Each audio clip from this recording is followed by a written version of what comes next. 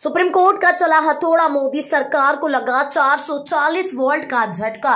Bhopal gas त्रासदी के पीड़ितों को अब तक नहीं मिले मुआवजे को लेकर सुप्रीम कोर्ट ने नाराजगी जाहिर की और पीड़ितों को अतिरिक्त मुआवजे की मांग करने वाली याचिका पर सुनवाई करते हुए सुप्रीम कोर्ट ने मुआवजे के भुगतान पर पुनर्विचार करने के लिए सरकार द्वारा लिए गए समय को लेकर कड़ी टिप्पणी की है।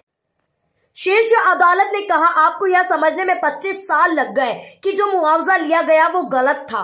अदालत ने सरकार से यह जवाब देने के लिए भी कहा है कि अगर वह इस बात से संतुष्ट है कि सरकार यूसीसी के साथ समझौते के बाद मिले ज्यादा मुआवजे की हकदार थी तो उसने पीड़ितों को बढ़े हुए मुआवजे का भुगतान क्यों नहीं किया। सुप्रीम कोर्ट ने कहा, अगर सरकार इतनी संतुष्ट थी कि उन्हें 600 करोड़ रुपए चाहिए और भुगतान करने की आवश्यकता है तो उस समय भुगतान क्यों नहीं किया। संतुष्ट होने के बाद आपने उन्हें भुगतान नहीं किया। आप क्यूरेटिव पिटीशन के जरिए यहां आ रहे हैं। सरकार अगर संतुष्ट थी कि ये लोग अधिक मुआवजे के हकदार थे तो भुगतान करना चाहिए था और फिर किसी और से वसूली के बारे में क्यों सोचा गया। सुप्रीम कोर्ट ने कहा, हम यह देखने की कोशिश कर रहे हैं कि क्या कोई ऐसा पॉइंट ऑफ व्यू है जो इन कार्यवाही में किया जा सकता है या क्या आपके पास कुछ स्वतंत्रता है। तो यह आपके लिए है कि आप किसी अन्य कार्यवाही का चुनाव करें। शीर्ष कोर्ट ने केंद्र से यह भी पूछा कि वह कैसे अदालत के समक्ष एक क्यूरेटिव पिटीशन के माध्यम से खुद तय किए गए समझौते को फिर से खोलना चाहती। जस्टिस